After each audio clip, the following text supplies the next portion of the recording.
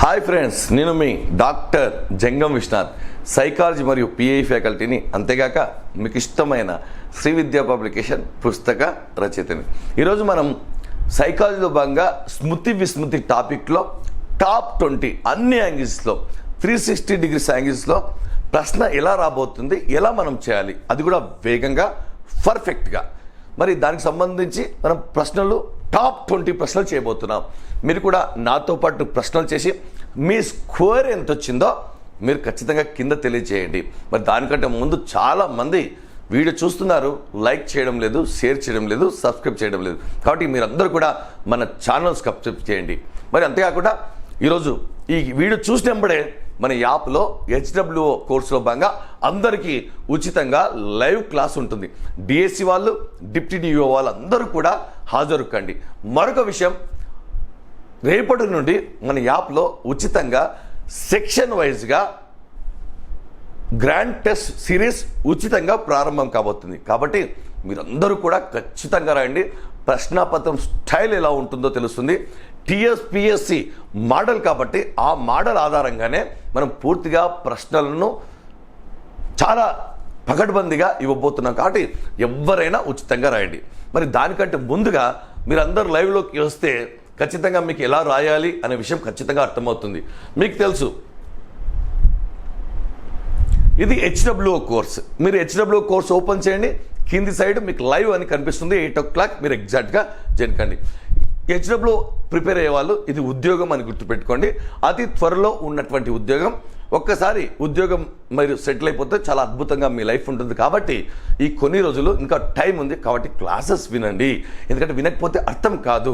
Philosophy, sociology, starts లాంటి గమ్మత్తైన అంశాలు ఉంటాయి.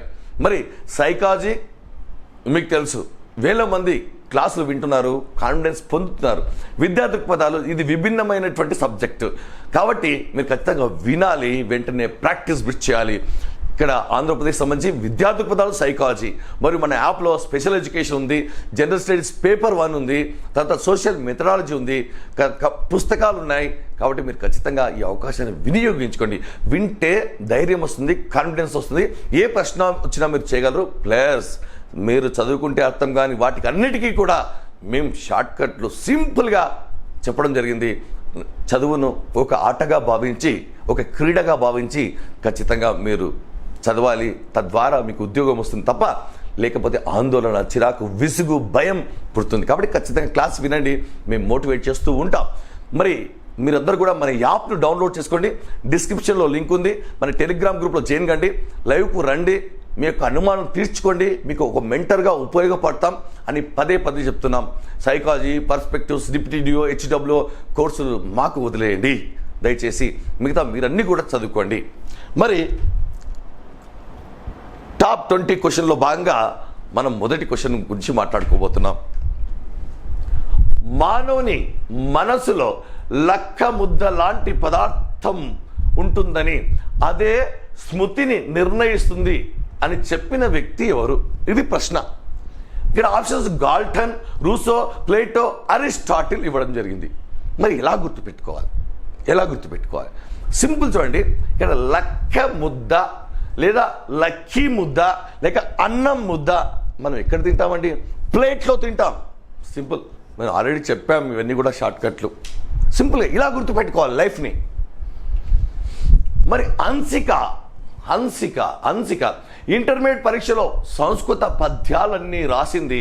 మార్కులు 100కు 100 వచ్చాయి. కానీ ఆమెకు పద్యాల అర్థం మాత్రం తెలియదు. ఇటీవల వచ్చిన రిజల్ట్లో ఆమె టాపర్, 100/100. సంస్కృత శ్లోకాలు అన్నీ కూడా వల్ల వేస్తుంది, ఎగ్జామ్లో రాస్తుంది. కానీ ఆమెకు అర్థం తెలియదు. ఇది ఏ స్మృతి అంటే సింపుల్గా మీ అందరికీ ఇప్పటికే అర్థమైపోయి ఉంటుంది. ఒకటి క్రియాత్మక, పని చేసి, ప్రాజెక్ట్ చేసి, ప్రయోగం చేసి, కృత్యం చేసి ఒక విషయాన్ని గుర్తుపెట్టుకుంటే దాన్ని క్రియాత్మక స్మృతి అంటారు. మరి నిష్క్రియాత్మక స్మృతి, ఏమాత్రం పని చేయకుండానే గుర్తుంటే నిష్క్రియాత్మక స్మృతి. మరి తక్షణ స్మృతి, ఇలా గుర్తుకొచ్చి ఇలా మర్చిపోతే తక్షణ స్మృతి. మరి ఇక్కడ బట్టి స్మృతి, ఎందుకంటే బట్టి పట్టింది, అర్థంతో, భావంతో, తాత్పర్యంతో సంబంధం లేకుండా ఆమె ఇక్కడ గుర్తుపెట్టుకుంది అంటే ఇది బట్టి స్మృతి. మరి మూడో ప్రశ్న, మునుపు అభ్యసించిన దానిలో దేనినైనా డెప్త్కి తెచ్చుకోలేకపోవడం విస్మృతి అన్నది ఎవరు? ఇక్కడ చూస్తే హేవర్, మన్, డ్రైవర్, బాటియా. చూడండి ఎంత సింపుల్గా మనం నిర్వచనాలు గుర్తుపెట్టుకోవాలి. మనము బాటి అంటే బాగుంది కాబట్టి మూల ఉద్దీపన సహాయం లేకుండా అనే పదం. మూలము అంటే బేస్ అంటే బాటియా. ఈ విధంగా డ్రైవర్ ఏ సమయంలోనైనా అని గుర్తుపెట్టుకున్నాం. మరి ఇక్కడ ఎలా గుర్తుపెట్టుకోవాలంటే ఏం గుర్తుపెట్టుకోవాల్సిన అవసరం లేదు. ఇక్కడ మున్ను ఉంది, ఇక్కడ మన్ను ఉంది, ఇక్కడ మున్ను ఉంది, మన్ ఉంది కాబట్టి ఈజీగా గుర్తుపెట్టుకోవచ్చు. మరి టాచిటోస్కోప్ అనే పరికరం ద్వారా దేన్ని అంచనా వేస్తాము? టాచిటోస్కోప్ అనే పరికరం ద్వారా దేన్ని అంచనా వేస్తాము? స్మృతి విస్మృతి, స్మృతి విస్తృతి, విస్మృతి కాదు. కోడింగ్ మరియు ఎన్కోడింగ్, శాబ్దిక పునఃస్మరణ, అశాబ్దిక పునఃస్మరణ. టాచిటోస్కోప్ అనే పరికరాన్ని మనకు టాచిస్కోప్ అనే పరికరాన్ని మనం ఎక్కువగా దేనికోసం ఉపయోగిస్తాం అంటే స్మృతి విస్తృతిని కనుక్కోవడానికి, స్మృతి విస్తృతిని కనుక్కోవడానికి ఉపయోగిస్తాం. మరి నెక్స్ట్ ప్రశ్న, మనోజ్ మొదటిసారి కృష్ణా నదిలో స్నానం చేస్తూ తల్లిదండ్రులతో మనం గతంలోనే ఇక్కడికి వచ్చాం అని పదే పదే చెప్తున్నారు. కానీ అది నిజం కానే కాదు. ఎందుకంటే అతడు గతంలో వెళ్ళింది తన గ్రామంలో ఉన్న చెరువు దగ్గరికి. మరి ఈ విషయాన్ని ఎలా చెప్పవచ్చును? అతడు కృష్ణానదిలో పుష్కరాలప్పుడు స్నానం చేస్తూ ఏమంటున్నాడయ్యా అంటే మనం ఆల్రెడీ ఇక్కడికి వచ్చాం మమ్మీ అంటున్నాడు. కానీ పుష్కరాలకు చాలా సంవత్సరాల తర్వాత వస్తుంది, అప్పటికి మనోజ్ పుట్టనే లేదు. మరి ఎందుకు అలా అనిపిస్తుంది అంటే ప్రస్తుతం చేస్తున్న పనులు గతంలో చేసిన పనులు సిమిలర్గా ఉన్నప్పుడు ఈ విధంగా అనిపిస్తుంది. దీన్నే మిథ్యా పరిచయ భావన అంటారు, దీన్నే డెజావు అంటారు. కాబట్టి మరి ఫ్యూగ్ అంటే మనకు తెలుసు, ఒక వ్యక్తి గతాన్ని పూర్తిగా కోల్పోయి కొత్త జీవితాన్ని ప్రారంభిస్తే అతడు ఫ్యూగ్ అనే దశలో ఉంటాడు. మరి ధారణ అంటే నేర్చుకున్నది మెదడులో ఎంత శాతం నిక్షిప్తమై ఉందో ఆ శాతాన్ని, పరిమాణాన్ని తెలియజేసేదే ధారణ. మరి జైగార్నిక్ ప్రభావం పూర్తిగా చేసిన పనుల కంటే సగంలో మధ్యలో ఆపివేసిన పనులు బాగా గుర్తుంటాయి. మరి డెజావు అంటే మిథ్యా పరిచయ భావన, ఎందుకంటే ఆ రెండు సంఘటనలకు సిమిలర్గా ఉన్నాయి కాబట్టి ఈ విధంగా మనసుకు గుర్తు రావడం జరిగింది. కాబట్టి ఆన్సర్ డెజావు. క్రింది వానిలో స్మృతిని పెంపొందించే ప్రక్రియ ఏది అన్నాడు? వేర్పాటు, కొండ గుర్తులు, కన్సాలిడేషన్, గుర్తింపు. చూడొక్కసారి, వేర్పాటు అంటే వేరుగా ఉన్నాయి బాగా గుర్తుండి మిగతావి మర్చిపోతాం. ఇది విస్మృతి గల కారణాలు కాబట్టి వేర్పాటు తీసేద్దాం. కొండ గుర్తులు మరి షార్ట్ కట్ అనేటువంటివి ఖచ్చితంగా మన యొక్క స్మృతిని పెంచుతాయి. విబ్జిఆర్ కానివ్వండి, బాదుషా కానివ్వండి, మరి ఇవన్నీ కూడా మనం చిన్నప్పటి నుంచి గుర్తుపెట్టుకుంటున్నాం. ఎంబీబీఎస్ పెయిన్ అని సార్క్ దేశాలకు సంబంధించి, కాబట్టి ఈ విధంగా మనం గుర్తుపెట్టుకుంటాం. కాబట్టి కొండ గుర్తులు అనేటువంటి స్మృతిని పెంపొందిస్తాయి. మరి కన్సాలిడేషన్ ఉంది. కన్సాలిడేషన్ అంటే నేర్చుకున్న తర్వాత మొదటి నిమిషము స్మృతి బాగా జరుగుతుంది. ఇది డంకన్ ప్రతిపాదించాడు. ఇది విస్మృతికి ఒక కారణం. కన్సాలిడేషన్, గుర్తింపు అనేది విస్మృతి కారణం కాదు, స్మృతికి సంబంధించింది. కాబట్టి ఇక్కడ ఆన్సర్ కొండ గుర్తులు. పెళ్లి రోజు చనిపోయిన భర్త తాలూకు జ్ఞాపకాలను ఫోటో చూస్తూ గుర్తు తెచ్చుకోవడం. ఇక్కడ ఫోటో చూసి దాని వెనక ఉన్న బ్యాక్గ్రౌండ్ గుర్తు తెచ్చుకుంటుంది. ఫోటో చూసి ఫోటోలో తాను ఎలా ఉన్నానో, తన భర్త ఎలా ఉన్నాడు, కలర్ఫుల్గా ఉన్నారా, ఇది బ్లాక్ అండ్ వైట్ ఫోటోవా, కరెక్ట్ ప్లేస్లో ఉన్నారా, బ్యాక్గ్రౌండ్ ఏంటి అని వాళ్ళు గుర్తు తెచ్చుకోవటం లేదు. దాని వెనుక బ్యాక్గ్రౌండ్ అంటే గతం తాలూకు విషయాలను గుర్తు తెచ్చుకుంటుంది ఆమె. మరి ఒక విషయాన్ని చూసి దాని వెనుక ఉన్న విషయాన్ని కనుక గుర్తు తెచ్చుకుంటే దాన్ని ఏమంటారు, ఏ స్మృతి అంటారో అనే ప్రశ్న. ఒకటి నిష్క్రియాత్మక స్మృతి, అంటే ప్రయత్నం లేకుండానే గుర్తు ఉంటే, గుర్తుకు వస్తే దాన్ని నిష్క్రియాత్మక స్మృతి అంటారు. మరి దీర్ఘకాలిక స్మృతి అంటే ఎంత ప్రయత్నించినప్పటికీ కూడా మనం మర్చిపోకుండా విషయాలు భద్రపరచుకుంటే దీర్ఘకాలిక స్మృతి అంటారు. మన తల్లిదండ్రుల పేర్లు అడిగినప్పుడు మనం ఆధార్ కార్డు చూసి చెప్పాం కదా, మన బర్త్డే అడిగినప్పుడు వెంటనే టక్కునమని చెప్పేస్తాం, ఎందుకంటే ఎక్కువ సార్లు ఉపయోగించాం, ఎక్కువ సార్లు మాట్లాడాం కాబట్టి. అదే రెడింటిగ్రేటివ్ స్మృతి స్వల్పకాలిక స్మృతి. స్వల్పకాలికం అంటే కొద్ది సమయం మాత్రమే గుర్తుంటే దాన్ని స్వల్పకాలికం అంటారు. మరి రెడింటిగ్రేటివ్ స్మృతి దీనికి ఒక ఆన్సర్ అని గుర్తుపెట్టుకోవాలి. దీనే త్వరిత సమైక్య స్మృతి అంటారు. స్మృతి ప్రక్రియలో 3 దశలు ఉంటాయి. ఒక సోపానం కానిది ఏది? ఆ 3 దశల్లో ఒకటి ఎక్స్ట్రాగా ఉంది, దాన్ని గుర్తుపట్టాలి. ఒక అనుభవం లేదా ఉద్దీపన మెదడు మీద ముద్రించబడడం లేదా ముద్ర వేయడం. రెండోది నాడీ వ్యవస్థపై ఈ అనుభవాలు మార్పులు తేవడం. నాడీ వ్యవస్థలో ఈ మార్పులు ప్రవర్తనలో మార్పులు తేయడం. ఈ 3 కూడా వరుస సోపానాలు. ఇది మాత్రమే తప్పుంది. ఉద్దీపన మెదడు మీద ముద్ర వేయడం ద్వారా ప్రవర్తనలో ప్రతిస్పందన రావడం అనేది తప్పు ఆన్సర్. ఈ 3 కూడా సీక్వెన్స్గా గుర్తుపెట్టుకోవాలి. క్రింది వాళ్ళలో సరికాని జత చూడండి. హంటర్ విలంబిత ప్రతిచర్య పరికరాన్ని కనుగొన్నాడా లేదా? మరి హామిల్టన్ టాచిస్టోస్కోప్ అనే పరికరాన్ని కనుగొన్నాడు. హెర్బింగాస్ మెమొరీ డ్రమ్ పరికరాన్ని కనుగొన్నాడు. మరి గాల్టన్ అబ్జర్వేషన్ డోమ్. మరి ఇక్కడ తప్పుగా ఉన్న దాన్ని గుర్తుపెట్టుకోవాలి. హంటర్ విలంబిత ప్రతిచర్య పరికరం, ఇది అశాబ్దిక పునఃస్మరణ కోసం ఉపయోగిస్తాము. హామిల్టన్ టాచిస్టోస్కోపు, ఇది స్మృతి విస్తృతికి సంబంధించి. మరి హెర్బింగాస్ మెమొరీ డ్రమ్ను కనుగొన్నాడు, నిజమే. మరి గాల్టన్ అబ్జర్వేషన్ డోమ్ను కనుగొన్నాడా? కాదు. గెసెల్ అనే వ్యక్తి అబ్జర్వేషన్ డోమ్ను అసంచరిత పరిశీలన కోసం కనుగొన్నాడు. కాబట్టి ఆన్సర్ అనేటువంటిది 4 అని గుర్తుపెట్టుకోవాలి. పెరుగుదల వికాస సూత్రాలు అనే టాపిక్ను మొదటిసారి చదవడానికి ఒక విద్యార్థికి 30 నిమిషాలు పట్టింది. తర్వాత అతడు రెండవసారి చదివినప్పుడు కేవలం 15 నిమిషంలోనే నేర్చుకున్నాడు. అతనికి గల పొదుపు గణన ఎంత? పొదుపు గణన సూత్రం అసలు ప్రయత్నాలు మైనస్ పునరభ్యసన ప్రయత్నాలు బై అసలు ప్రయత్నాలు ఇంటూ 100. అసలు ప్రయత్నాలు మైనస్ పునరభ్యసన ప్రయత్నాలు బై అసలు ప్రయత్నాలు ఇంటూ 100.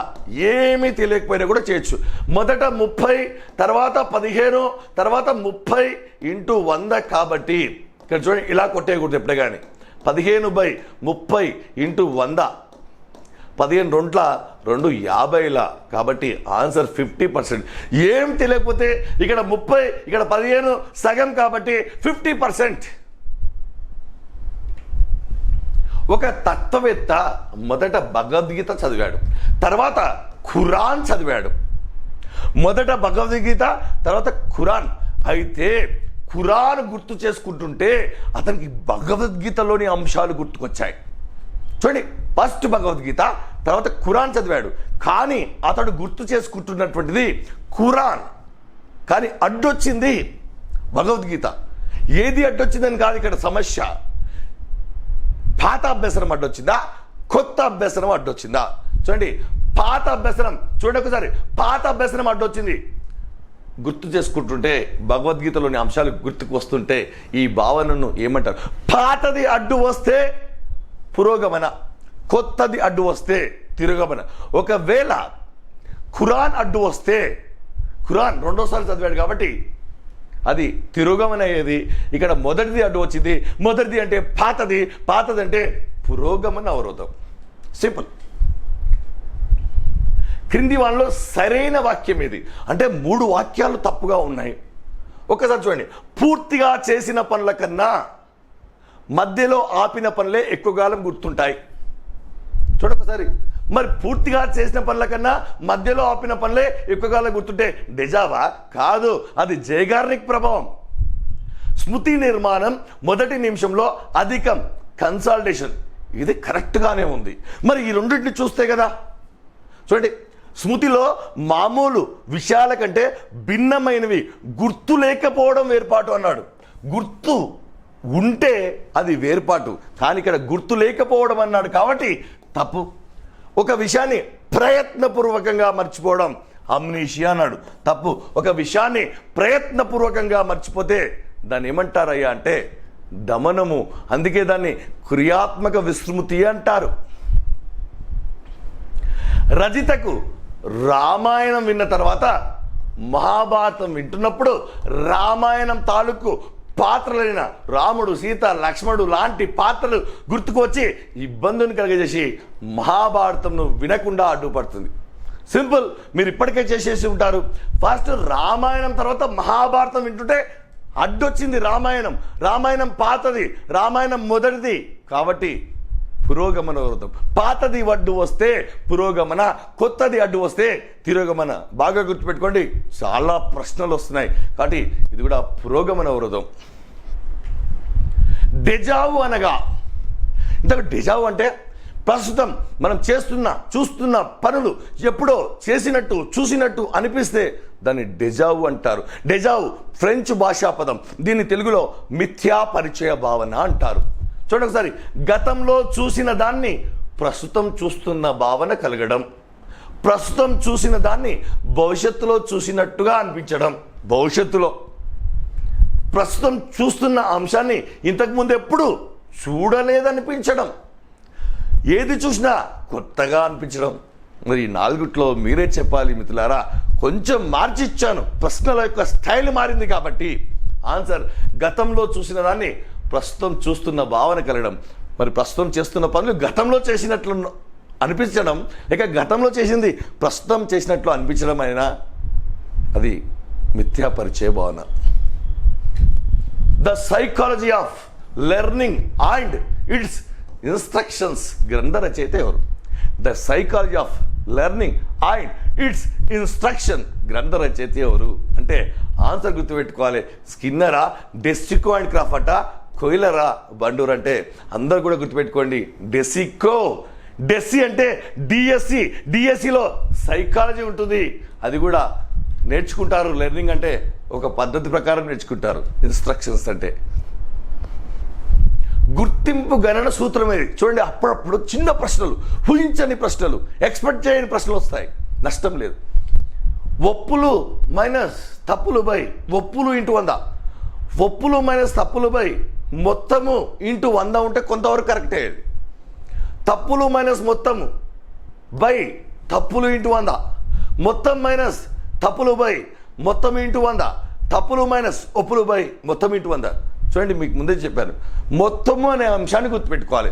మొత్తంలో మో అంటే మొత్తము, తా తా తా అంటే తప్పులు బై మొత్తము ఇంటూ 100, మొత్తం మైనస్ తప్పులు బై మొత్తం ఇంటూ 100. ఇది ఫార్ములా.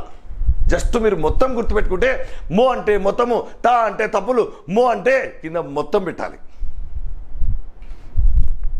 చాలా పెళ్ళిళ్ళు వెళ్ళి భోజనం చేసిన జ్యోతికి ఏదో ఒక పెళ్లిలో భోజనం దొరకలేదు. తనకు అన్ని పెళ్ళిళ్ళ కంటే భోజనం మధ్యలో పూర్తయిన పెళ్ళి మాత్రం చాలా బాగా గుర్తుంది.